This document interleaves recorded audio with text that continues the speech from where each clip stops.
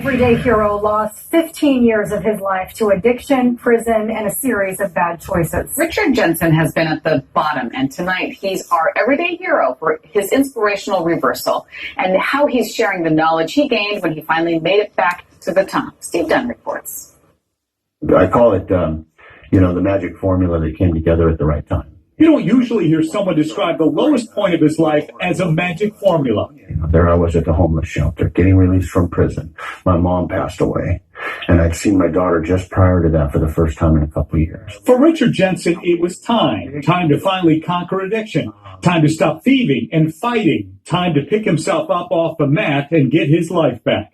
I missed 15 years. It was in that moment he committed to treatment and got clean for good. But his life still felt like it was in pieces. So, let's go, man, have to go! At 37 years old, out of shape and out of practice, he joined the wrestling team at Clackamas Community College, picking up a dream he dropped almost 20 years earlier. I knew that if I could restructure my life around the sport of wrestling, then I might have a chance for success. His inspirational story of perseverance and redemption was picked up by ESPN's Outside the Lines, and it won an Emmy. But it's what came after that is helping Jensen leave an even bigger, lasting legacy. I couldn't sit home on my hands anymore once I realized the importance of it. A teacher in upstate New York had seen the ESPN piece and incorporated it into a lesson. Students wrote touching personal letters to Jensen, a man on the other side of the country who they'd never met, asking questions and sharing their own experiences.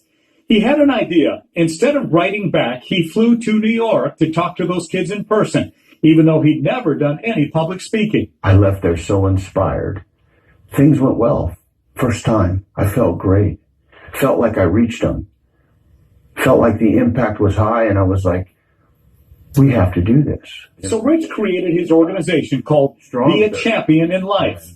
Now he talks to students about the dangers of drugs and the power each person has to make the right decisions. I've spoken to hundreds of schools, middle school, high school, and college. I bring a lot of value when it comes to that 15 years of making poor choices.